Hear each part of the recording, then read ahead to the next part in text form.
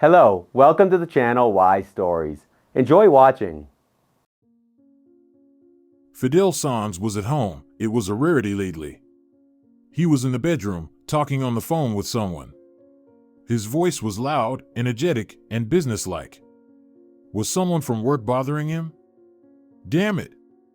When Rafaela and Fidel first got married, he worked as a master craftsman at a company that installed plastic windows.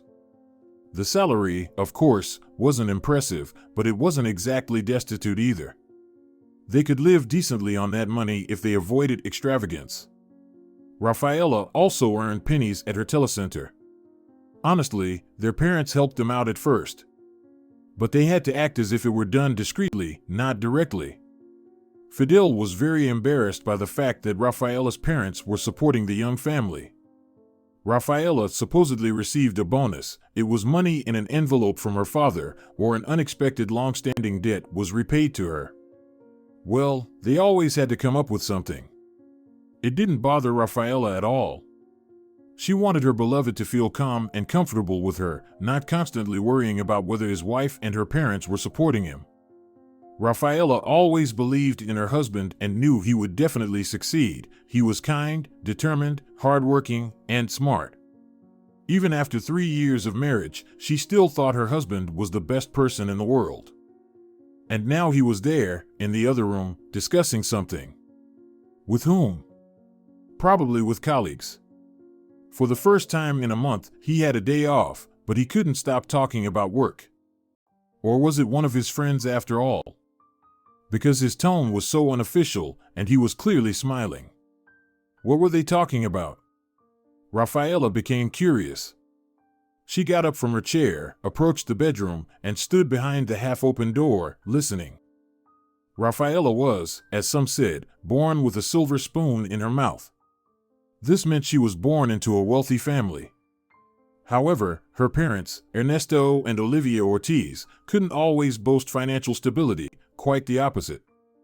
At the time they met, both were typical poor students at the local medical academy. Ernesto came from a village and, therefore, lived in a dormitory. Olivia was raised by her mother, who worked at the local library. Understandably, her mother's salary wasn't enough to support 2 adults, so Olivia, when she was a student, worked in the evenings as a cleaning lady. Olivia and Ernesto shared many things: humble origins, views on life, and a love for their future profession. Somehow, they were immediately drawn to each other, as if they had recognized their soulmate at first sight. Ernesto, as tradition dictated, took the first step. He gathered courage, asked the cute classmate out on a date, and thus their romance began.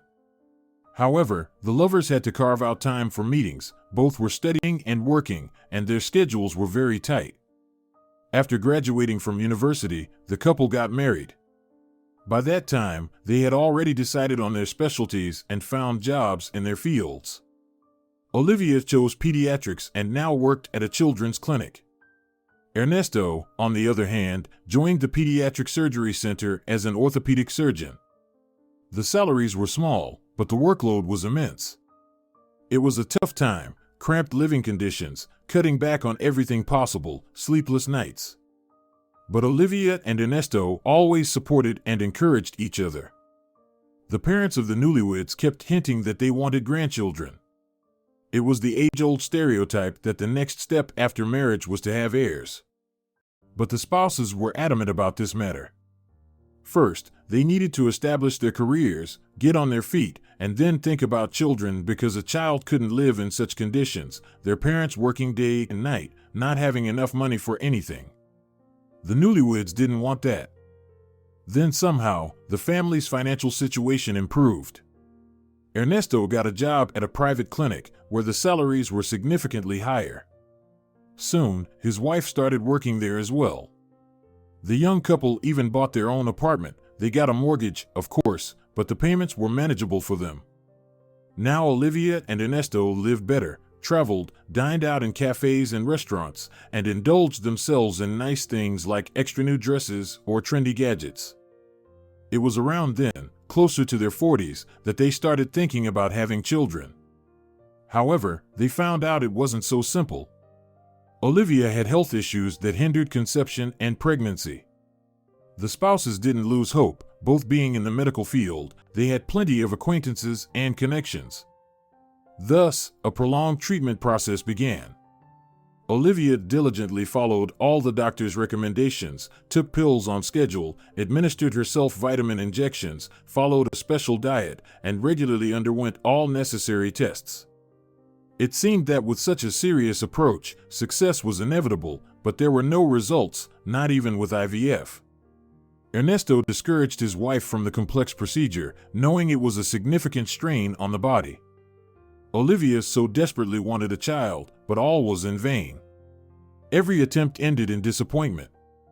Olivia fell into a state of apathy.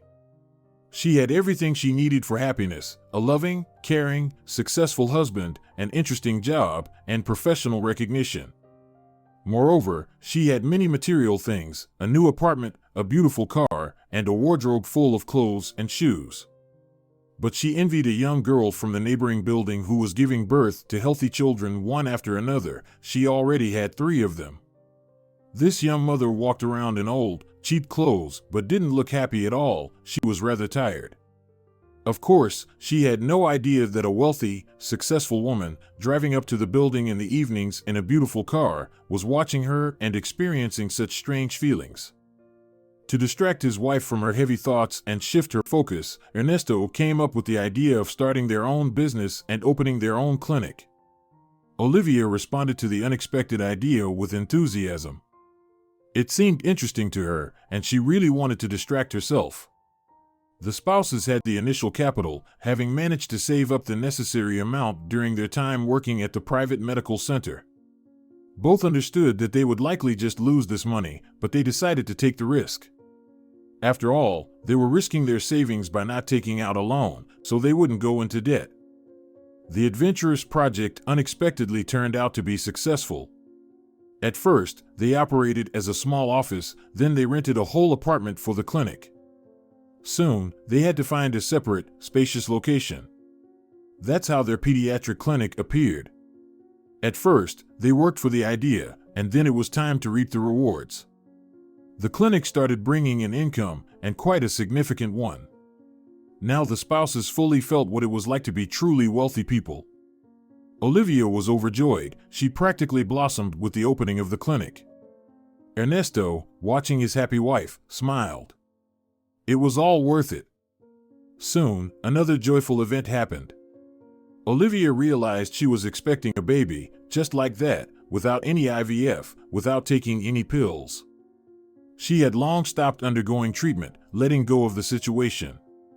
After all, the doctors had warned her that it could happen like this, that as soon as she relaxed and forgot about the problem, the miracle would happen. In due time, a lovely girl with huge blue eyes and chestnut curls was born. Rafaela was born with long hair. The midwife said it happened sometimes, but rarely. Choosing a name took a while. Ernesto's suggestions didn't appeal to Olivia, and her options didn't satisfy the father. Without realizing it, the young nurse named the girl. It happened by accident. She entered the room while Ernesto and Olivia were discussing the discharge details. She needed to treat the baby's umbilical wound. The little one, as if understanding that an unpleasant procedure awaited her, tried to wriggle out of the nurse's hands. "Look at her. You're only 12 hours old and already so clever. Rafaela." The young parents glanced at each other, smiling. "Rafaela?" Ernesto asked his wife. "Rafaela," she nodded. Rafaela always liked to hear this story. Her parents, telling her, always smiled, and it made her feel warm and happy inside. Needless to say, they didn't refuse Rafaela in anything. She had toys, beautiful dresses, and travels. The mother worked less now. She wanted to take care of her long-awaited daughter herself rather than leave her to nannies. Ernesto also tried to devote attention to their only child. Rafaela received warmth, smiles, and hugs. She grew up in an atmosphere of love and acceptance. For her, the world was a bright, warm, and kind place. Yet, The girl had to work hard from an early age. She had to attend English and dance classes and developmental activities. Rafaela always knew that to achieve something, she had to put a lot of effort into it. She also had to do household chores. Olivia didn't want her daughter to grow up without practical skills. Real princesses, the little girl's mother often said, are not whimsical, ephemeral creatures. Real princesses can take care of household chores even better than maids, speak several foreign languages, and understand sciences. They can engage in any conversation. Rafaela listened and nodded seriously. She really wanted to become such a real princess, and for that, she needed to strive and make an effort. The parents were sure that their daughter would follow in their footsteps. Why wouldn't she? They were a family of medical professionals, and Rafaela spent a lot of time at her parents' workplace, at the clinic, where she learned a lot about diseases, tests, and treatment methods, as she had been involved in it all practically since birth. Ernesto dreamed of a strong medical dynasty and envisioned his daughter as a successful neurosurgeon, and in his dreams he went even further. He imagined his future grandson as a cardiologist or maybe a neurologist. Well, it would be up to him, to this brilliant young man. But the girl always excelled in her studies, and in the subjects relevant to medical school, she always received top marks in biology, chemistry, and anatomy. Yet Rafaela envisioned her future differently from a young age. In middle school, she decided she would become a journalist. A journalist? At first, the parents hoped that their daughter would come to her senses and mature. The path to medicine was familiar, paved, and defined. But journalism? Where would she work, and as what? How would she break through? To Olivia and Ernesto, journalism seemed like an unreliable business. They talked to their daughter about it and suggested taking preparatory courses for medical school. She even agreed, but after several lessons, she told her mother and father that she didn't want to, she couldn't do it, and it wasn't for her. The parents backed off, accepted their almost adult daughter's decision, and even supported it. They hired tutors for the subjects Rafaela needed to do well and to pass exams and get into the best university, preferably in the capital city. As graduates from the journalism department, there had more prospects. Ernesto even arranged with an acquaintance from the local TV station to shoot a few stories with Rafaela. She needed it for a creative contest. The journalism department only accepted people with a certain amount of experience in journalism. Rafaela passed the exams with flying colors and got into the prestigious university she wanted, which was located in the capital city. She was ecstatic. The girl spent the entire summer after her graduation exams anticipating the new, wonderful life ahead. Her parents rented an apartment for Rafaela near the university so she wouldn't have to commute by bus or subway every day and spend several hours on the road. The accommodation wasn't cheap. But what wouldn't they do for their beloved daughter? Moreover, the family had the money for it. The girl was absorbed in studies. They captivated and enchanted her. This was exactly what she had always dreamed of: exciting lectures, captivating practical work in the media, vibrant professors who were nothing like the bald old men in glasses and chalk-stained jackets from the physics department. It was impossible not to fall in love with these people. Each of them spoke about their subject in a way that took your breath away. Of course, there was some rote memorization involved, history or philosophy, for example, but Rafaela never complained about the workload. The other impressions from her studies outweighed the unpleasant moments. How nice it was to be among like-minded people at last. Rafaela finally felt understood. Many students had been working for a long time, some in print publications, some on TV. Some of them personally knew people who appeared on screens every day, showbiz stars and famous TV presenters. Rafaela studied, socialized, attended parties, met new people, and felt in her element. She was glad that she had found the strength not to follow in her parents' footsteps, as logical and expected as that would have been, but to choose her own path. Rafaela gladly tried herself as a journalist. The course of study involved a lot of practical work. Rafaela was published in numerous journals with which her university had contracts, filmed videos, conducted life interviews, and interacted with famous people who had achieved a lot in life. There was much to learn from them, and Rafaela did learn. Of course, not all the people Rafaela had to deal with had pleasant, easygoing personalities. There were divas who showed off their superiority in every way, outright rude individuals, and just plain stupid people. But overall, the girl remained enthusiastic about her interviewees. One day, as one of the most responsible and hardworking students, Rafaela was given an incredible assignment. She had to attend a concert of the famous rock band Black Eagles and even interview the musicians. The unexpected happiness almost made her dizzy. In her practice, the musicians of this band were the most illustrious interviewees, true stars. "Go ahead and act in your style," her supervisor, Federico Castro, who resembled a kind old man, instructed her. "Keep your composure, be emotionally stable, you know how to do all this, and coordinate the list of questions with me. By tomorrow evening, I think you'll manage the interview plan. They'll give you an ID card that will easily get you backstage. The musicians will be in the conference hall. They are informed about your visit. There will be people from other publications there. Your presence is approved, so be more confident." And the long-awaited day arrived. Rafaela was at the venue long before the appointed time. There was still plenty of time before the concert, but devoted fans were already crowding the stairs leading to the concert hall doors. Rafaela knew she would be let in through another entrance from the backyard. Unlike all these people, she would soon see the musicians in person and even talk to them. Her heart was pounding with excitement. She just hoped not to mess up this interview. The article had to be simply stunning. Her material would be published on the news website tomorrow, and for social media, she needed a concise post with lots of photos as soon as possible. Rafaela took a photo of the porch from afar with the waiting fans. Instead of the photo's title, she indicated the time. 4 hours before the concert, there's already a crowd here. What's next? Rafaela took a few more atmospheric photos. In her opinion, they captured the pervasive atmosphere very well. She looked around. Where should she go now? She had an ID card that would get her into the conference hall. But who should she show it to? A short, round fellow with a badge that read administrator appeared out of nowhere. "Are you press?" he clarified. She wondered how he guessed it. "He has a talent, no doubt." Rafaela nodded. "Then I'll escort you." The press conference was held in a spacious hall specially designed for such meetings. It was already full of journalists. Rafaela knew some of them.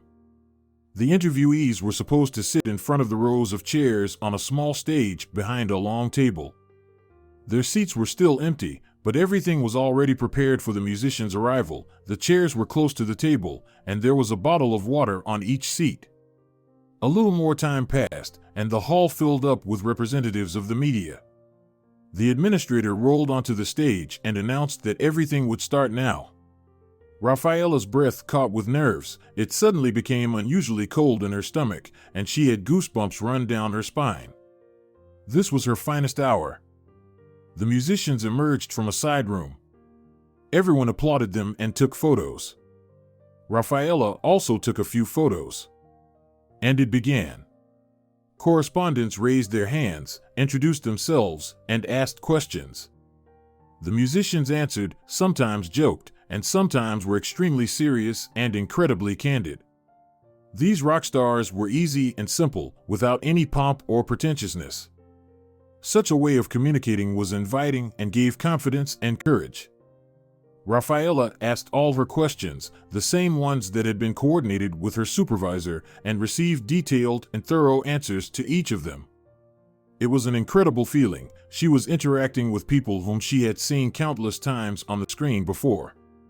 They were stars, real stars, gathering packed audience, their posters decorating thousands of rooms across the country, their songs playing on the radio and television, and echoing from the headphones of young and not so young people on the streets.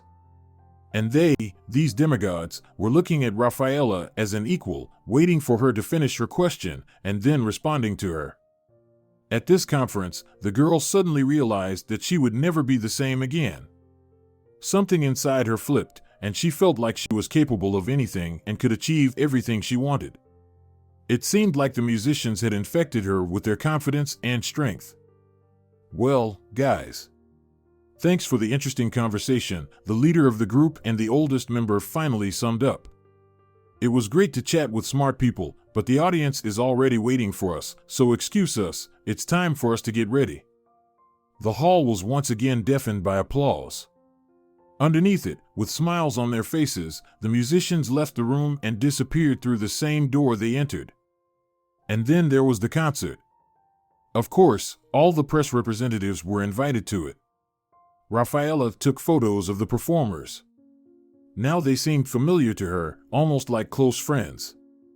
The musicians were dealing incredibly well with the audience of thousands of people. People were singing along with their idols and dancing. Rafaela looked at the faces of the spectators and understood that they were enjoying the music just as much as she was. Of course, Rafaela photographed the devoted fans. There were so many sincere emotions on their faces. Later, she would show these people their photos and obtain their consent for publication. That was the procedure. Most fans were happy to be featured in a post about their favorite band. The performance of the Black Eagles lasted almost an hour and a half. Afterward, Rafaela literally crawled out onto the porch, exhausted, drained like a lemon, but incredibly happy. She sat on the stone steps, waiting for a taxi. People flowed past her like a gentle river, crowds of devoted fans reluctantly leaving the concert hall, happy and in high spirits. Some continued to hum the songs of their favorite band, some lively discussed the past concert, and many laughed. The same extraordinary atmosphere that Rafaela had felt upon arriving was still present. And then Mariano approached her. Of course, back then, Rafaela couldn't know his name. He just sat down next to her. Rafaela looked at him without much surprise. That day, it was normal, completely unfamiliar people, united by their love for rock music, were treating each other like old friends. "Hey, are you upset about something or just tired?" Rafaela nodded with a smile. "Do you like the Black Eagles?" The girl nodded again. Up to this point, she hadn't been overly enthusiastic about their music. She listened to it occasionally and liked both the lyrics and the rhythm, but after this evening, Rafaela would become a true fan of the Black Eagles. "I have a CD with an autograph. I managed to get through to them, so they signed several for me. Here, take it." And the young man handed Rafaela a square flat box, on the back of which, indeed, was the signature of the leader of the Black Eagles, made with a black marker. Rafaela looked carefully into the guy's eyes and realized that he was really handsome, like an actor from a youth series, chiseled cheekbones, perfect facial features, dark, intelligent eyes, thick chestnut hair, and dressed impeccably, stylishly, and with taste. He seemed a pleasant young man, and kind too. He was ready to give her a CD with an autograph. Seeing the girl sitting on the steps, he probably decided that she was upset about something, so he wanted to cheer up the stranger. Suddenly, she also wanted to do something nice for him. "Thank you, I already have one like this," she smiled. Indeed, after the press conference, the administrator distributed a bunch of items with the musicians' autographs to all the correspondents who wanted them. Rafaela now had not only CDs in her backpack, but also t-shirts, badges, calendars, and posters. "It's a pity, I wanted to please a beautiful stranger." Rafaela's heart joyfully skipped a beat at the word beautiful. Did he really think she was beautiful? Was that a compliment or just a phrase? "Here, take this," the girl said, handing the interlocutor a set of badges. Each of them bore the signature of one of the band members. The guy's eyes lit up with surprise. "Are you serious? Where did you get these?" "I study at the journalism faculty. I interviewed the Black Eagles before the concert. And then they just gave us all this stuff for free." "The journalism faculty? Cool." The young man's eyes sparkled with genuine interest and, it seemed, joy. It was a joy that they finally had a suitable topic for conversation. Now they could have talked normally instead of scattering in different directions. It was a great reason to chat. Rafaela could talk endlessly and enthusiastically about her studies, especially when someone listened to her so attentively. Your face even changes when you talk about all this, the young man noticed. I wish I could love my job like that. What do you do? I have my own business, the guy replied evasively. By the way, I still don't know your name. Mine is Mariano. And what's yours, beautiful stranger? Rafaela, the girl introduced herself and smiled. Again, he called her beautiful. It was so nice. What a wonderful name, and it suits you incredibly well. You look like a fairy tale princess. When I was a kid, that's roughly how I imagined them. Rafaela laughed. That's how you imagined them? In jeans, sneakers, and a Black Eagles t-shirt? Right. Mariano was looking enchanted at Rafaela. It was both pleasant and awkward under his gaze. With the same big eyes and just as beautiful. Rafaela smiled shyly. No one had ever given her such amazing compliments before. The boys from her university group showed their affections in a completely different way. Maybe they hadn't grown up enough for romantic words and deeds yet, while Mariano was older, more experienced, and wiser, and no one had ever drawn Rafaela in like he was doing now. Suddenly, the girl felt scared. What if Mariano just stood up and left? They chatted for a bit, exchanged pleasantries, and that was it. But Mariano didn't disappoint her. Rafaela, how do you feel about continuing this magical evening? I'd like to take a walk. The weather's nice, and I don't feel like going home. How about you? The girl eagerly nodded. They walked hand in hand through the dark streets, night parks, and squares, past fountains turned off until morning. Everything around seemed familiar yet completely foreign. Rafaela had never been in these places at such a late hour before. Passers-by were rare. There were groups of young people or couples in love. Rafaela and Mariano talked, got to know each other, shared details of their lives, and both were extremely candid. Rafaela learned that Mariano was the son of wealthy parents. His father had a big business, a chain of restaurants all over the capital. Rafaela wasn't poor either. Her parents owned a medical center in their hometown, but Mariano was on a completely different level. After learning this, the girl felt a little embarrassed. The young man noticed her embarrassment and said, "You know, it always happens.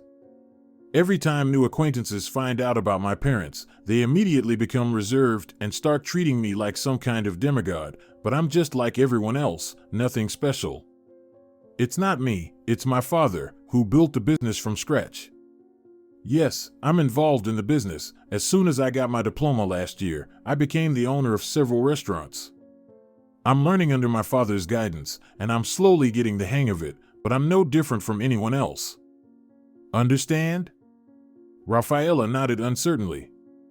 Of course, Mariano was different, but his simple way of communicating and sincerity were endearing. "It always happens," the young man continued sorrowfully. "When girls find out about my father, they either start seeing me as a goal, a way to get into a comfortable, well-off life, and believe me, it's easy to notice, or they behave like you, they feel awkward, but there are far fewer of those. Usually, girls are happy and start trying to flatter and charm me. I notice it, and it's not unpleasant. I wish my father's status and money were perceived separately from me, but it doesn't work out that way." He was so sincere. Rafaela didn't even know what to say to Mariano. But his speech impressed her, and she suddenly saw in him a good person, a guy dreaming of genuine feelings. "It seemed to me that you were different from everyone else," Mariano said quietly. "You're unique. I thought all this stuff didn't matter to you." Rafaela clearly realized that she never wanted to disappoint Mariano. His status made her a little uneasy, but primarily, there, on the steps, Rafaela saw in him a handsome young man, kind and attentive. Rafaela was drawn to Mariano precisely because of his personal qualities. "I think I can just not think about it," Rafaela smiled. "I really liked you before I knew who your father was." The confession slipped easily and simply from her lips. It sounded so sincere that Mariano literally blossomed before her eyes, his face lit up with a charming smile. He gently embraced Rafaela and kissed her. The girl happily responded to the kiss. From that moment on, all doubts disappeared and the awkwardness dissolved. Mariano looked at his companion with admiration and gratitude. Rafaela felt that just her presence made him happy. On their first date, they went bowling, and on the second, to the cinema. After the movie, they skated on the large plastic rink in the same shopping center. It turned out that Mariano felt as natural and easy on skates as if he had been born into them. I played hockey from the age of 4 until high school, he explained to the amazed Rafaela. The girl was also a decent skater, but she was far from Mariano's level. After that second date, they became inseparable. Mariano persuaded Rafaela to move in with him. He had a spacious, stylish apartment in the city center with a magnificent view of the city. At first, Rafaela could spend hours sitting by the window, watching the life of the metropolis. Especially enchanting were the views at night. The city bloomed with thousands of lights. It was a magical sight, as if it were New Year's Eve all year round. Their lives together resembled a fairy tale, short trips to warm places by the gentle sea. As they didn't have time for long trips, Mariano and Rafaela's schedules rarely aligned. Trips to interesting places in the region, picnics in forests and on hillsides, dinners in restaurants and cafes, meetings with friends, nightclubs. Rafaela's life had never been so bright and fulfilling. She felt like they were one with Mariano. The girl felt happy and loved. Perhaps that's why she tried to ignore the warning signs for as long as possible. They were, of course, there, just as lovers tend to idealize their significant other. It was so scary to make a mistake, so scary to suddenly realize that your long-awaited and immense happiness was just a fantasy, a desired illusion. Mariano was wonderful, witty, attentive, knowledgeable, sensitive, and caring, but only as long as Rafaela's opinion coincided with his views on the world. At the slightest disagreement, the handsome young man's beautiful face would disdainfully twist, displeasure would appear in his eyes, and a conflict would ignite, which Rafaela, being more flexible, would immediately extinguish. Anything could trigger it, any triviality, the wrong color shirt for a particular event, disagreements about the political agenda, movie choices, opinions about someone from their common acquaintances. Sometimes Rafaela suddenly realized that she had taken the wrong step, and Mariano was already ready for a furious argument. At first, Rafaela made mistakes, and the conflict still ensued. Mariano was uncompromising. He didn't even attempt to understand his opponent. His opinion was paramount, the only correct and decisive one. The young man would resort to shouting, even to insults. He seemed unrecognizable to himself in those moments. Later, of course, he would apologize, but still, Mariano emphasized this, considering himself right and asking for forgiveness only for his lack of restraint. Eventually, Rafaela learned to prevent these foolish clashes. She attributed Mariano's volatility and inflexibility to his line of work. Mariano was so young, yet already immersed in the world of big business, having to resolve a million issues. It was, of course, stressful. And, naturally, Mariano often had to be tough with competitors and subordinates, with representatives of banks and partners. Otherwise, no one could earn a lot of money. It's quite understandable that Mariano would extend his communication style to his loved ones because it was difficult to switch gears. Rafaela tried to focus on Mariano's positive qualities. And there were many. He was interesting, cheerful, and caring. He never boasted about his wealth and status. Mariano was always supportive. He didn't consider Rafaela's journalism pursuits serious. It was a bit hurtful, but at the same time, he introduced her to influential people in the media world, helped her secure interviews with busy individuals in general, and actively contributed to her professional development. Mariano complimented his girlfriend, often, almost constantly, gave her gifts, and looked at Rafaela as if she were the most beautiful in the world. For him, she seemed to be just that. Rafaela sometimes puzzled over what he found in her. Appearance? Rafaela knew very well that she looked good. She was tall, long-legged, slim, with big blue eyes, thick, shiny hair of a beautiful chestnut shade, and a proper complexion and figure, but nothing truly outstanding. Nothing that distinguished her from the crowd of other girls. And there were plenty of flaws, freckles on her nose, for example, or a scar from a dog bite in a prominent place just above her elbow. And people like Mariano, handsome, wealthy, successful, usually dated flawless beings, fashion models, and girls of an entirely different caliber. Rafaela even directly asked her beloved why he chose her. Sometimes she felt as if Mariano had deceived her, although she herself understood why it was happening. Mariano always answered with different words, but the essence was the same. Rafaela was special, smarter, and more interesting than all those he had dealt with before her. Those others seemed to him to be empty, limited dolls. Rafaela didn't like the way her boyfriend spoke about his exes, but at the same time, it pleased her. Her beloved held a low opinion of those he had dated before her. And she was special to him. It couldn't help but make her happy.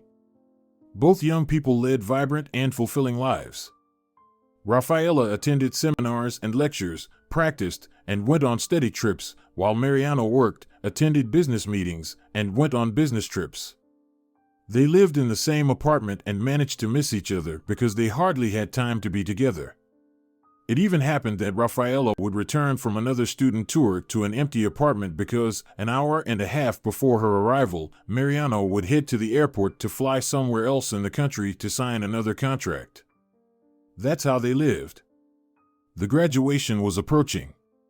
Rafaela and Mariano had been together for a year and a half by then, and sometimes the topic of marriage came up. Mariano spoke about their future marriage as if it were a given. There was no romantic proposal. He didn't get down on his knee and didn't give her a ring in a red velvet box, but Rafaela knew it. They would get married as soon as she finished university. She was a little worried that even after the wedding, they would have little time for each other, and that wasn't conducive to a healthy family life. Rafaela understood this perfectly, especially when they would have children. It would require attention from both parents. It turned out that Mariano and Rafaela had completely different plans regarding children. "You'll finish your university in the spring, get your diploma," Mariano reasoned, "and then the wedding. I think we'll have the celebration by the end of summer. We can plan for children earlier. It doesn't always happen right away for everyone." As usual, Mariano decided everything for both of them. Sometimes it was pleasant, feeling behind him like behind a rock, trusting him with the responsibility for both of them. But now Rafaela realized that she must express her opinion. She might remain silent on some issues, but this one was too important, and Mariano had touched upon it too significantly. "I actually thought we might wait a little with children," Rafaela said. As the girl suspected, Mariano's handsome face briefly contorted into a grimace. It was a mixture of disdain and disgust. "What do you mean, wait? Why? As a businessman, my status is important. Being a family man, especially with children, opens up many more opportunities. It's the image of a reliable partner that makes collaboration easier." So that's what it was about. That's why Mariano started talking about children. It was somehow offensive. "You see, Mariano, I need to start my career. At least get it started before going on maternity leave. I would like to establish myself as a journalist and make a name for myself, otherwise, it will be difficult later." "You won't need to do anything later," Mariano said, approaching Rafaela and taking her hands in his.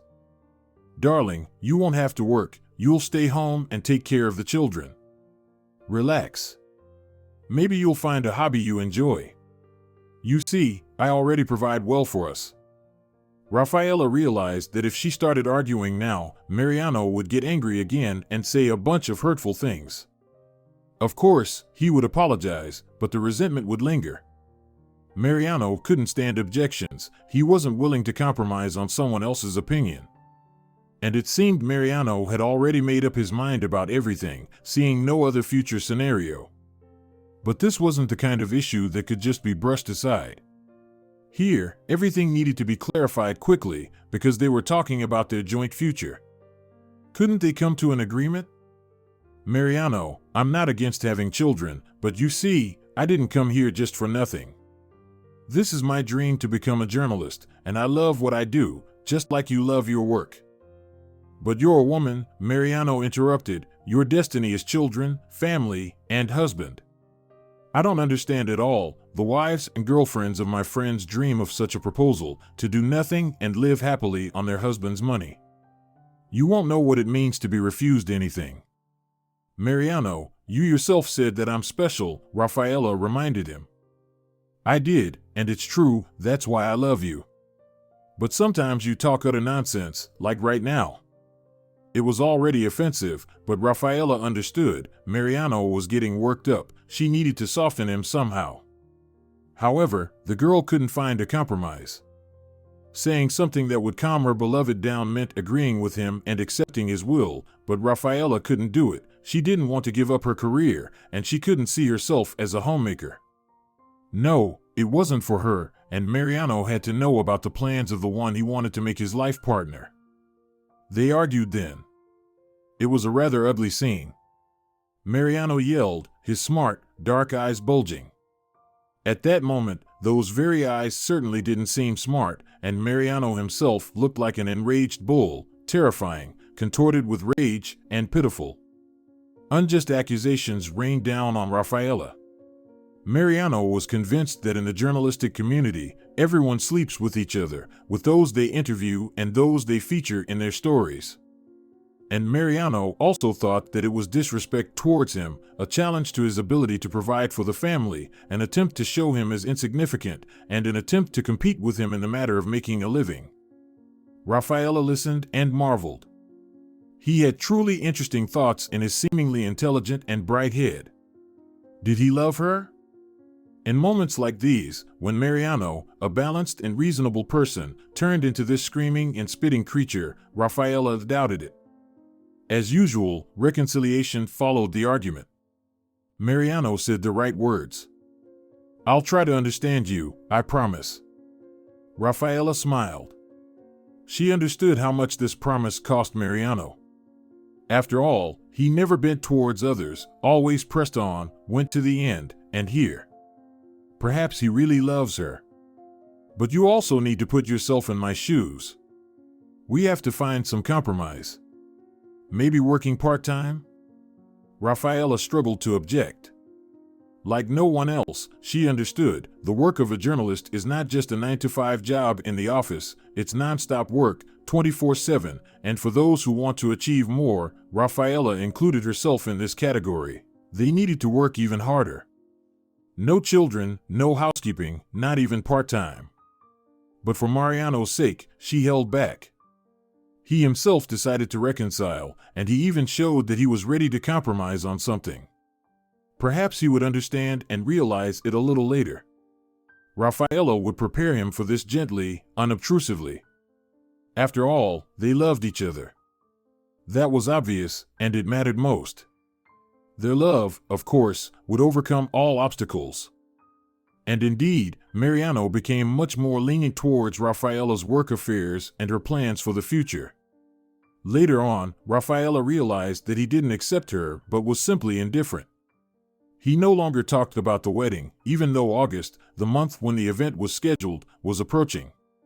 Overall, Mariano's attitude towards Rafaela inexplicably changed. He was no longer involved in her life and didn't care for her or pay attention. He perceived Rafaela as something taken for granted and ordinary. His compliments and admiring looks disappeared, and gifts and surprises remained, but only on holidays. Mariano no longer sought to go somewhere with Rafaela for a couple of days, somewhere where they wouldn't be disturbed and where they could be alone, yet such trips were simply essential to him before. He called them recharging. Rafaela began to suspect that something was wrong. Mariano clearly cooled towards her. The girl searched for reasons within herself, started going to the gym, and became a regular visitor to the cosmetologist. Rafaela tried to change her appearance and behavior. She would transform into a shattered damsel one day and play the devoted homemaker the next. She wanted to surprise Mariano to pique his interest, but the young man remained indifferent and aloof. He was drifting away, and it scared Rafaela. After all, she still loved him, despite their occasional disagreements. Rafaela tried to talk directly with her beloved. Previously, they were honest with each other, well, almost. Rafaela, of course, sometimes had to pretend to share Mariano's views, even if she didn't, but these were just little things.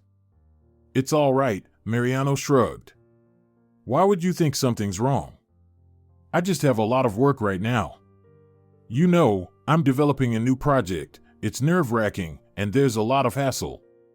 All my thoughts are focused on it. Once it's finished, we'll go somewhere." Rafaela felt somewhat reassured. Mariano indeed planned to open a new chain of food establishments, children's cafes, with a healthy and tasty menu. Working on this project took a lot of time and energy for the young businessman. He often had to leave, sometimes he flew on business trips, other times he stayed in the office until late, so late that he ended up spending the night there. Despite all this busyness, Mariano looked quite happy, and there was a familiar sparkle in his eyes. Rafaela would have wanted to be happy for her beloved, but something was holding her back. It seemed like this new project was coming between them like a wall, dividing them and pushing them apart from each other. Later, it turned out that it wasn't about the project at all. It all started with an evening phone call. Mariano and Rafaela were at home, about to watch a new movie, and waiting for a courier from the restaurant. And then someone called him. Mariano immediately brightened up, took the phone, and disappeared into the kitchen, even closing the door behind him so Rafaela wouldn't overhear the conversation. Of course, after all that, the girl couldn't stay in the bedroom. She went to the living room, which was next to the kitchen, where she could hear every word Mariano said. "Yes, of course, I missed you too. Don't worry, for waiting, you'll get a reward. Yes, it's a surprise. I know what you want. No, not because you're so predictable, I'm just insightful." Rafaela froze. This monologue by Mariano was definitely not intended for a colleague or a business partner. The meaning, the words, the tone, it all resembled communication with a girlfriend. "Don't worry, everything will be fine. I miss you too," Mariano murmured to his invisible interlocutor for a couple more minutes before ending the call. When he entered the living room, Rafaela pretended to be looking for a notebook. It took her immense effort to maintain a composed expression. After all, she didn't know anything for sure, so there was no point in showering Mariano with reproaches and suspicions now. She didn't want to appear as a jealous nag in front of him in a foolish situation. Rafaela decided that she would just be more observant from this moment on. And she was. Now the girl noticed many things that she hadn't paid attention to before. Mariano was constantly texting someone, trying to do it in a way that Rafaela wouldn't see. There was a smile playing on his lips, and his gaze was dreamy and pleasant. Most of Mariano's business trips fell on weekends. Rafaela hadn't paid attention to it before. Mariano's schedule was irregular, unlike everyone else's, but there were too many coincidences. And Mariano returned from his trips too happy and dreamy, sometimes even tanned and refreshed. He almost didn't pay attention to her. He no longer needed her hugs, her encouraging words. At the same time, Mariano didn't resume talks about the wedding or plans for it immediately afterward. He still believed that a woman's place was at home. Rafaela no longer argued. It hurt her. Her beloved was changing before her eyes, and she no longer trusted him. Rafaela felt it. Mariano had someone else. Then why didn't he tell her about it? Why didn't he end their relationship? Why promise a wedding and talk about a shared future? It was all so unclear. Rafaela couldn't torment herself with uncertainty anymore. But asking Mariano directly was too silly. Of course, he would start to deny it and come up with an explanation for his changed behavior. Rafaela didn't have confidence and didn't have proof of her correctness. In general, Rafaela did something she would never have done before. She snooped through Mariano's phone while he was sleeping. She wouldn't have done such a thing under other circumstances, but she had to know. It concerned her directly, after all. One night, when Mariano was already asleep, Rafaela slipped out of bed, took his phone, and went to the living room. She knew the password. It was simple and easy to remember. Mariano didn't really hide it. He just set it up for show. Rafaela had seen many times how her beloved entered the sequence of numbers. And there it was, that conversation. It was all true. Mariano had a mistress, a girl named Carolina. Whether this name was real or fictional was unclear. In any case, it suited the dusky beauty with huge black eyes, an impeccable figure, and long, jet black hair. She was such a striking, unusual, and simply incredibly beautiful lady. They had been to many places together and managed to take impressive photos in these wonderful places. There were many selfies. Here, Carolina was hugging Mariano against the backdrop of turquoise water, either the sea or the ocean. And here they were, standing next to a partially ruined castle on a hill. Was it in Germany? It looked like it. Here they were kissing, surrounded by blooming trees. Mariano had a mistress, that was obvious. It was pointless to come up with excuses for him and to look for other explanations for his constant absences now. Rafaela saw everything with her own eyes. It was a blow to her. The girl had suspected something, especially after that overheard conversation, but she still hoped she was wrong. Who knows? He could just flirt with a colleague, it happened. Rafaela even liked it herself when other men paid attention to her. She indulged in flirting, but it was more like friendly communication with acquaintances of the opposite sex. But this. Most importantly, Mariano seemed so reliable to her, not without his flaws, of course, but no one is perfect. He talked about the wedding, and Rafaela had already decided that she had found her destiny, believed she would be happy for many years with Mariano, and didn't see anyone else as her life partner. All their disagreements seemed like nonsense to her, nothing that couldn't be smoothed over. The main thing was love and their sincere, strong feelings. But had he ever loved her? Rafaela thought about all this as she scrolled through one photo after another with this fiery brunette named Carolina. She didn't even want to read the messages. They were so personal that Rafaela felt awkward and even disgusted. She felt nauseated by their affectionate nicknames for each other and by the very personal details of their relationship. Rafaela didn't even notice that morning had already arrived. It was getting light outside, a gray, overcast dawn. And at that moment, Mariano walked into the living room. He probably sensed that Rafaela wasn't there or just got used to waking up early, so even on a rare day off, he couldn't linger in bed longer. Seeing Rafaela holding his phone, Mariano understood everything immediately.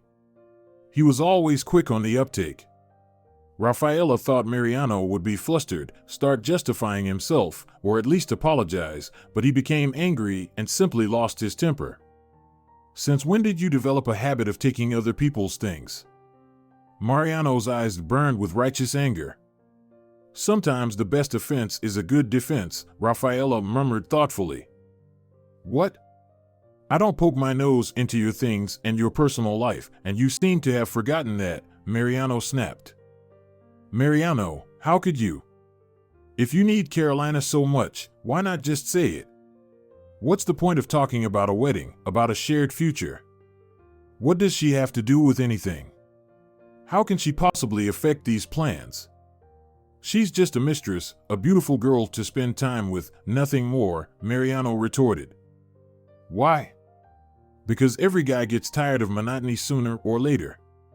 Mariano was indignant, as if he were talking about the most ordinary and natural things, and Rafaela didn't understand why he felt he was right. Mariano's further words shed some light on the situation. It turned out that for him, it was normal to have affairs on the side. That was how his father and his father's friends behaved. Mariano watched them from an early age and understood that it was normal, it should have been this way. The wife should have been smart, educated, obedient, beautiful, and attractive precisely because of her noble and refined appearance. The mistress should have been young, bright, light-hearted, and cheerful. She was allowed to have a more flashy appearance, embodying the most popular male fantasies. Mariano believed that whoever earned and provided for the family was the head. That person was entitled to certain weaknesses, like bright affairs and mistresses. Mariano wasn't pretending. He wasn't defending himself, as Rafaela initially thought. He genuinely didn't see anything wrong with his actions. In his understanding, a man shouldn't talk about his extramarital relationships, but he also shouldn't hide them, deny them, or make up explanations because this situation is perfectly normal and natural. Mariano's dissatisfaction was only caused by the fact that Rafaela took his phone without asking, put her nose into his affairs, and showed unacceptable curiosity. If we're going to live together, you need to understand that this is unacceptable. You need to know your place. Live together? Rafaela shook her head. How can you talk about living together after this? But Mariano was still convinced that their wedding was a done deal. He yelled and called for Rafaela to get herself together. She was listening to him, seeing the distorted face of the once beloved person, filled with anger. She heard the noise, but her thoughts were far away. Rafaela suddenly realized why Mariano was with her. She turned out to be the perfect option for him, not a beggar, but not the daughter of very rich and influential parents either, meaning not hungry, but not protected by an almighty father, suitable appearance. A modern beauty, not a fashion model, resembling a beautiful but vulgar girl, but very externally pleasant, educated, able to maintain an interesting conversation. The kind you wouldn't be ashamed to introduce to high society, calm, docile. Yes, docile. Rafaela suddenly smiled. What's up with you? Mariano was surprised. Have you lost your mind? I'm just glad. I am glad that I found out all this before the wedding. Of course, there was no wedding. Rafaela gathered her things and left the same day, returning home to her parents in her hometown. She had completely different plans for the time after graduation, preparing for the wedding, traveling with Mariano, and job hunting, but now she needed rest and a reboot. Home was Rafaela's place of strength, where she was always welcomed and where her loving parents completely accepted their daughter. It was at home that Rafaela warmed up, gained energy for further achievements, and believed in herself again. Of course, it was hard to come to terms with the thought that the person who seemed like the ideal life partner turned out to be like this. Rafaela thought a lot about Mariano and understood. She understood that she herself created this attractive image of him. There were many red flags, almost from the very beginning of their relationship, first tinkling quietly and then ringing out like huge bells. Mariano was always narcissistic. And even in his care for Rafaela, with his gallant deeds and chivalrous behavior, he was just showing off. Mariano himself got a kick out of how attentive and good he was. That was the reflection he saw in Rafaela's eyes, and that's why he liked being around her. But gradually, Mariano's true nature emerged. Rafaela noticed these moments, but preferred to find excuses for them. She didn't want to shatter the fairy tale and part with the dream. It was quite a normal desire for a person who wasn't yet very experienced, barely in their 20s. But, of course, Rafaela couldn't endure the betrayal. Throughout the time Rafaela stayed with her parents, Mariano only called once. Seeing his name on the phone screen, Rafaela froze, her heart pounded furiously, her palms grew sweaty, and shivers ran down her spine. She felt the same excitement as at the beginning of their relationship, when she was head over heels in love with the handsome guy.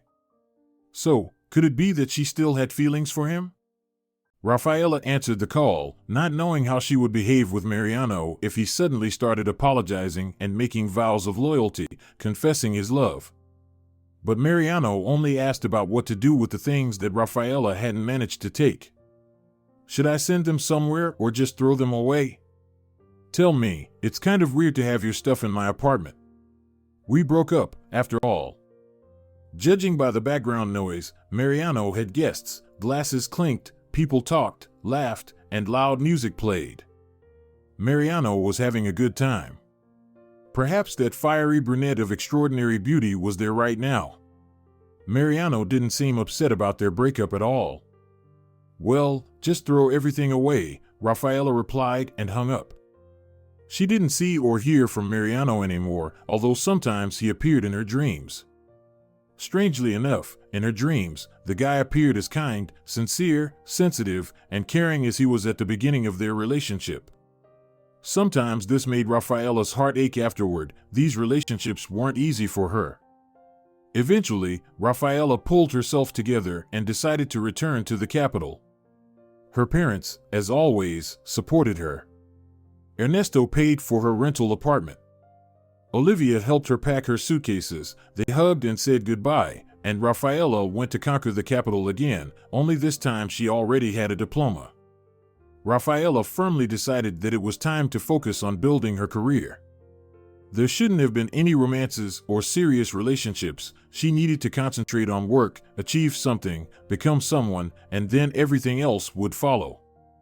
But nothing worked out. Rafaela sent her resume everywhere and went to interviews at the publishing houses. No one needed a young journalist without experience. Freelancers managed quite well with light, irregular orders, but all the employers Rafaela approached had their staff complete. Later, she finally realized that connections were needed everywhere. Rafaela lived on random earnings and didn't want to ask her parents for money. Her father already helped her well and paid for the apartment, so Rafaela spent her earnings only on food. And sometimes it wasn't enough. She had to save up and tighten her belt. One day, Rafaela ran into Estrella, a former classmate, at a cafe. Keys to a foreign car were lying on the table in front of her. Estrella herself looked quite luxurious, well-groomed, and expensively dressed. Rafaela knew that Estrella's parents were not simple people. They were either businessmen or politicians. Even back in university, Estrella stood out. She wore expensive branded clothing and used trendy, quite expensive gadgets. A chauffeur often brought her to classes. Rafaela didn't know if he was their household servant or an employee of the company where Estrella's parents worked. Estrella noticed her acquaintance, was pleased, and invited her to her table. Rafaela had never been particularly close with her, but it was nice to see a familiar person from the past, from their student life, and it was interesting to learn about their classmates, what they were doing, and what fate had in store for them. After the customary exchange of pleasantries, Estrella was the first to ask Rafaela a question. "So, where do you work now?" "Me? Well, nowhere, just occasional freelance orders. I'm looking for a job, but luck isn't on my side." "Really? That's a shame. You were one of the best at university. Where are you working?" "Me? Haven't you seen me? I'm a news anchor on Channel 5, hosting the morning news." Rafaela was astonished. Estrella had never been particularly diligent in her studies, and her grades were mediocre, with plenty of absences. Rafaela even wondered how she managed to advance from one year to the next until she found out about her influential parents. After that, everything fell into place. Rafaela had always thought that Estrella considered a college diploma itself as proof of her education, that she would follow in her parents' footsteps and work for their company, but a news anchor, even on the Fifth Channel, that was the big league for the chosen ones. Estrella was certainly photogenic. The camera loved such girls. But otherwise, her expression was lifeless, her speech sluggish, unnatural, and not particularly articulate. How could she be the news anchor? "My father helped me get the job. The channel director is his acquaintance, whom he once helped a lot," Estrella sighed. "My father always wanted me to become a TV presenter, to appear on screen, and he was proud of me. I hate this job, but I can't argue with my father." For a moment, Rafaela even felt sorry for Estrella. She thought about her own parents, who thought their only daughter would become a doctor, but they accepted her decision to become a journalist and began to respect what they did for her. Then Estrella talked about other mutual acquaintances, the guys and girls they studied with, and it turned out that the best arranged ones were not the most successful students in the course, those who had someone backing them up. "Do you know why Eleonora got a job? Because she sleeps with the magazine's director, that's why. And Esteban got into football review just because his uncle is a big shot there." The conversation with Estrella opened Rafaela's eyes. Suddenly she understood why nothing was working out for her. She didn't have any connections in the capital. Apparently, she would have to start somewhere else. She needed to lower the bar, at least initially. Rafaela started monitoring job vacancies in her hometown, and it turned out that the local TV station was looking for staff. Rafaela faced no competition there, as her hometown's universities lacked a journalism department. In the small town, they trained teachers, engineers, and even doctors, but not media workers, so Rafaela went back home. She was even glad about this necessity. After finishing university, the capital seemed somehow foreign, cold, and unapproachable. Not very good memories were associated with this city. Mariano, unsuccessful job searches. Perhaps, gaining experience and strength, Rafaela would return here someday, because, indeed, this was where journalists have the most promising opportunities. This fact couldn't be denied. But right now, she needed to go home. Everything was clear there, everything was familiar. Rafaela was very tired, disappointed, and crushed. It was time to return. Rafaela returned to her hometown. She was welcomed at the TV station with open arms. It didn't surprise her. She got a diploma at the capital and had such rich experience. Rafaela enjoyed her job. She helped the editors plan TV programs and even hosted one herself, conducting interviews with children from the city who had excelled in something beyond its borders. These were simply remarkable kids, a boy who played chess at an adult level at the age of 5 and had already become a European champion, a girl who had conquered the world with her clear, ringing voice, a brilliant 15-year-old footballer who was called up to the national team, a virtuoso pianist, a young writer, a boy programmer winning one prestigious competition after another. Rafaela was amazed at how many talented children there were in their city, and she enjoyed talking to these boys and girls, telling their stories. Rafaela understood that these stories had a powerful motivational effect. This was evidenced by the feedback on her programs, in which the host always received various praises, and it felt good. Rafaela felt at home. She was doing a great and very important job, and she was well aware of it. The TV station team accepted her as one of their own, and here Rafaela found real friends. Their group turned out to be quite diverse in age and background, but this did not prevent these people from genuinely sympathizing with each other, being friends, having fun, and enjoying each other's company, and that was the most important thing. On New Year's Eve, Rafaela found herself in a bar with Laurencio and Adriana, her colleagues. Adriana was a 40-year-old mother of many children, a makeup artist at the TV station, and just a very interesting and kind-hearted woman. Laurencio was a student intern and an assistant video operator. It seemed like there was nothing that could connect these three, but it did. Almost everyone at the TV station was friends, understanding each other at a glance, even from half a glance. On stage, a guy in ripped jeans played the guitar, and a girl, resembling an angular teenager, performed some kind of jazz or blues composition. Rafaela liked this song. She even started humming along. Laurencio and Adriana were discussing something animatedly. It seemed they were even arguing, gesturing, and trying to prove their point to each other. They were always like that. Meanwhile, Rafaela was simply relaxing after a tense work week. She liked this bar. There was live music, a pleasant atmosphere, a variety of drinks, excellent cuisine, and reasonable prices, just positives. The girl leaned back in her chair, feeling relaxed, when she suddenly felt that gaze. It seemed to burn into her back. Rafaela turned around and locked eyes with a pair of light blue eyes. A young man with a tanned face was looking at her with a deep gaze. Rafaela was captivated by this contrast, turquoise in the dark. Otherwise, there was nothing remarkable about the guy's appearance, pleasant facial features, average build, but his eyes were enchanting. Realizing that he had been noticed, the stranger became slightly embarrassed, averting his gaze. It was quite cute. Rafaela immediately felt some sympathy for the guy at the table in the corner.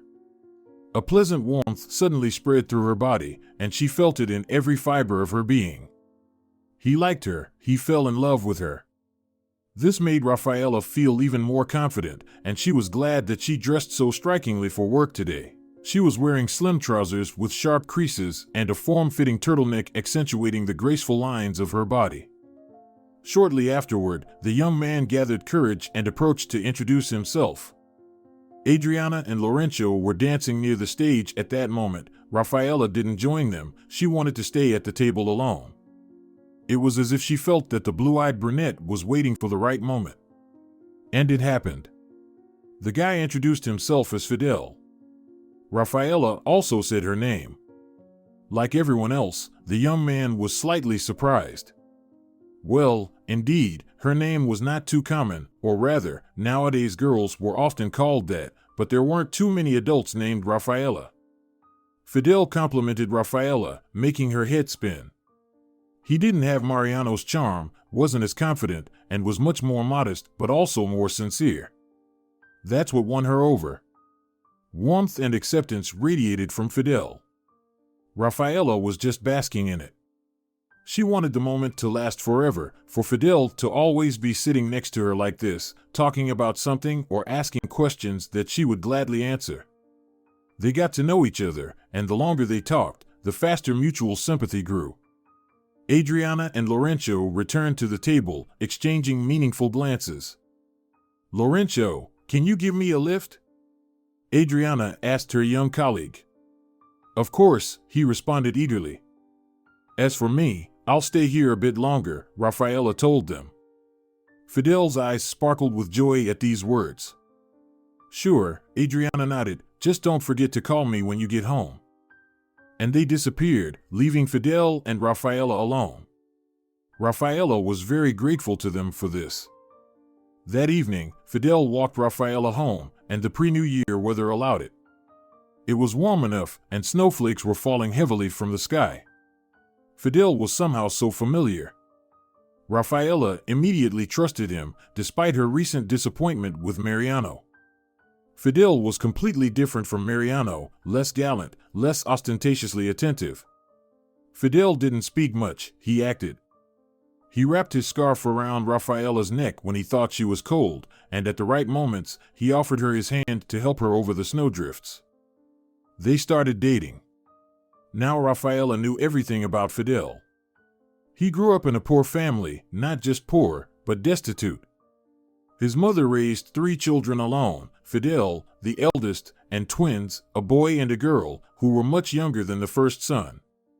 Fidel's father died at the construction site when the twins were not even born yet. Moreover, no one even suspected that there would be 2 children at once. The mother of Fidel had just found out about her pregnancy when this tragedy happened. It wasn't easy for the mother of many children. She worked a lot, and Fidel mostly took care of the little ones. Fidel was always a good student. After school, he easily got into the local college, but he couldn't finish his studies. It was a tough time, and the family needed money, so he had to quit college. Fidel got a job as an installer of plastic windows. He was handy and quick-witted, so he quickly got the hang of everything. The pay was decent, the family no longer went hungry, and the younger ones went to school in normal clothes, although they didn't indulge in luxury and tried to save on everything. Rafaela admired Fidel. He took on such a responsibility while still a teenager. And now, the young man supported the whole family. Not every son would do that. This act was worthy of respect. Fidel couldn't have acted any differently. He was reliable, kind, and good. Rafaela introduced Fidel to her parents. At first, the young man was afraid of this meeting. They're wealthy and successful. And who am I? A failure. I'm not worthy of a girl like you. If you don't understand this, your parents certainly will. What nonsense. Since Fidel learned that Rafaela's parents were wealthy, he often said something similar. The wealth of Fidel didn't matter to Rafaela at all. But it seemed that he felt embarrassed because of the stark inequality, and this always stood between them. Rafaela had no doubt Fidel loved her very much. She herself was crazy about him and therefore wanted to introduce the young man to her loved ones, her parents. Ernesto and Olivia were delighted with their daughter's boyfriend. He seemed to them to be a prudent, respectful, modest young man, a hard worker, a rare find, and smart. Fidel won the chess championship, and it won over Ernesto's heart. They've been talking. Fidel even seemed to relax, which couldn't but please his girlfriend. It was evident that he enjoyed talking with Rafaela's parents, and for a while, the inequality seemed to be pushed aside. But Fidel still worried. Rafaela was the daughter of wealthy and successful doctor businessmen, and he was the son of a cleaner, an undereducated engineer, and a simple worker who also gave most of his salary to his mother and siblings. Otherwise, they simply wouldn't survive. Rafaela didn't know how to overcome this obstacle or how to show Fidel that all this didn't matter. Fidel began to visit Rafaela's parents frequently. The four of them became closer. Their evenings were cozy and pleasant, and the chess game on Sundays between Fidel and Ernesto turned into a ritual. Fidel always won. Time went on, and Fidel was looking for a better-paying job. He often said that he needed to match Rafaela's status. She convinced him that these were prejudices and that she was happy with Fidel as he was, but it did not convince the young man. He felt he was not enough for her.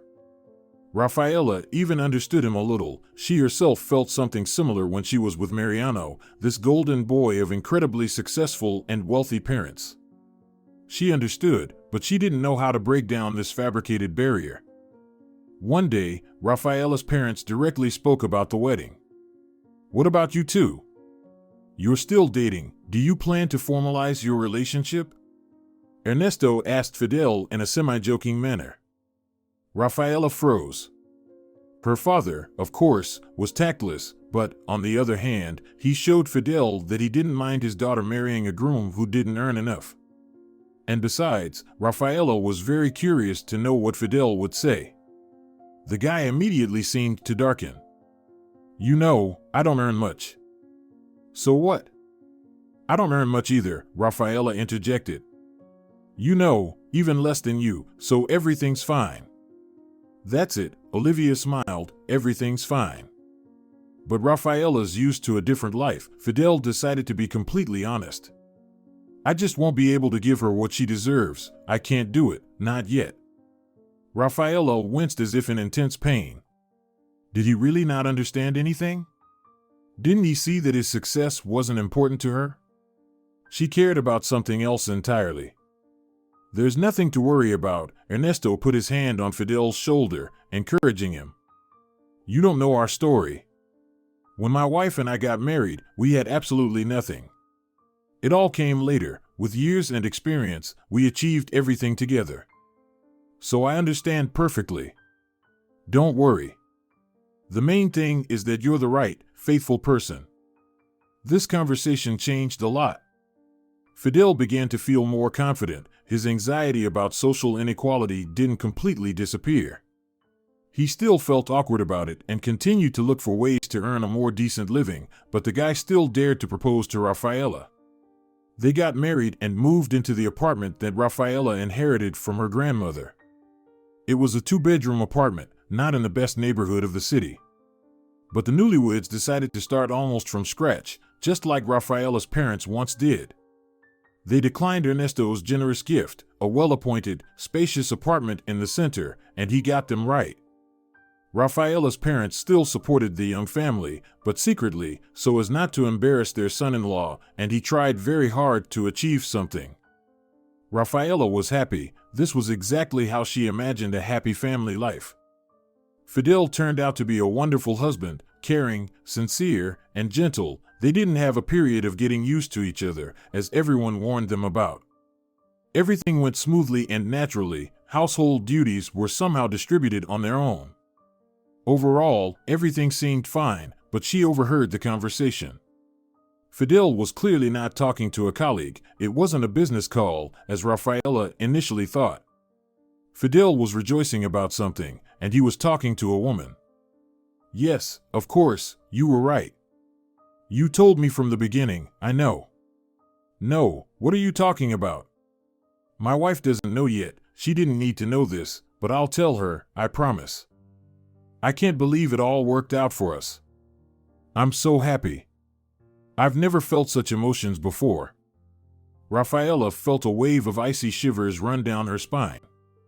Her husband, her beloved, kind, and honest Fidel, was confessing his feelings to some woman. How else could this be interpreted? He clearly said that he had never felt such emotions, even with her or his wife, as it turned out. "You're amazing," the man continued. "I never thought everything would go so smoothly for us. It's some kind of miracle." Jealousy, burning jealousy, clenched Rafaela's heart. Her eyes darkened with anger. Her Fidel, her beloved, openly rejoiced that things were going well for someone else on the side, and he sounded so happy. But how could this be? Rafaela believed in him more than in herself. She thought they had pure, strong feelings and a wonderful relationship. Suddenly, the woman remembered that Fidel now often disappeared at work, said they had a lot of orders, and sometimes he appeared after midnight, tired, silent, and somehow drained. And they didn't have more money. Its amount became even less. How did she not notice this strange fact before? How did she not pay attention to it? It seemed Fidel was just like Mariano. And the situation was similar. Fidel's absences, his excuses, the overheard phone conversation, it was like some kind of samsara wheel. Again, Rafaela was deceived, and not only her. Her parents also considered Fidel to be almost perfect. How could he do this to her? Why didn't he just say he fell in love with someone else? And he must have really fallen in love with that other woman. He was so happy with her, smiling, his voice full of happiness. Tears welled up in Rafaela's eyes. She suddenly had a suspicion. Fidel probably just pretended to be uncomfortable with Rafaela's parents' wealth, when in reality he planned to use their money and connections to live comfortably and enjoy affairs on the side. "No, don't deny it," Fidel continued. "This is your achievement. You made me incredibly happy. Everything will be different now. Don't even doubt it. I'll thank you for all this and make you happy too." It was too much already. Fidel hadn't been so friendly and cheerful with her for a long time as he was with his conversation partner. On the contrary, lately, there has been so much anxiety and sadness in his eyes. Rafaela tried to cheer him up, make him happy, and surprise him. And today, on a rare day off, Rafaela came home early from work and ordered food from a restaurant. She wanted to sit with him by candlelight and talk, and then this happened. Rafaela silently slipped into the living room. She didn't want to listen to her enthusiastic husband anymore because that enthusiasm was caused by some other woman, a lover. All men are the same. Fidel was just like Mariano. Tears welled up in her eyes, but Rafaela held them back. She had to confront her husband now. She needed to keep herself together, and then she could cry her heart out later. Fidel chatted with his conversation partner for a few more minutes. They were probably exchanging pleasantries or arranging a meeting. The man entered the living room and was startled to see Rafaela. "Oh, you're already here," he said, as if nothing had happened. His eyes still held the joyful sparkle from the conversation with his lover. "I got off work early," Rafaela replied. "That's great." Fidel seemed not to notice that his wife was barely holding back tears. Of course, he himself was happy.